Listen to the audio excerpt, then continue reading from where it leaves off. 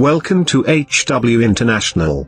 According to a report from Goldman Sachs, India is projected to become the second largest economy globally by 2075, surpassing not only Japan and Germany but also the United States. The report highlights that India's population of 1.4 billion people, soon to be the world's largest, will contribute to a significant expansion in its GDP. Presently, India ranks as the fifth largest economy worldwide, following Germany, Japan, China, and the US.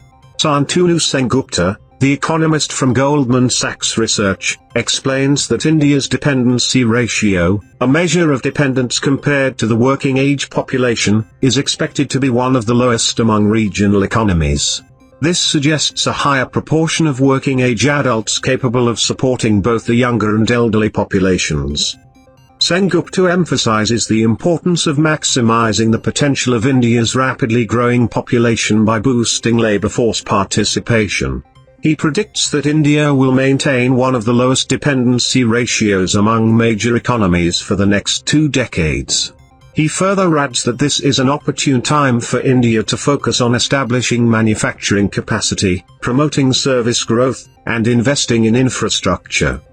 The report also underscores the significance of innovation and increased worker productivity for India, as well as the role of capital investment as a driver of future growth.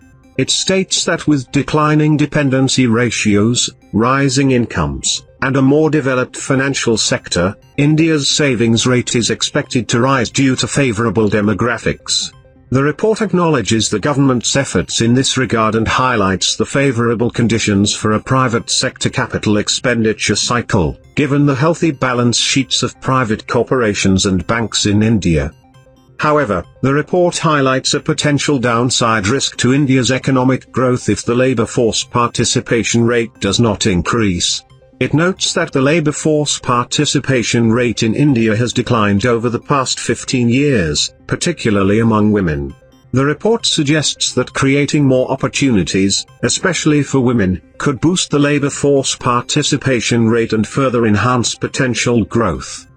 Regarding India's current account deficit, the report acknowledges that net exports have been a drag on growth.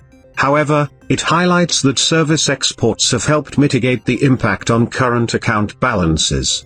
Unlike many export-dependent economies in the region, India's economy is primarily driven by domestic demand, with approximately 60% of its growth attributed to domestic consumption and investment.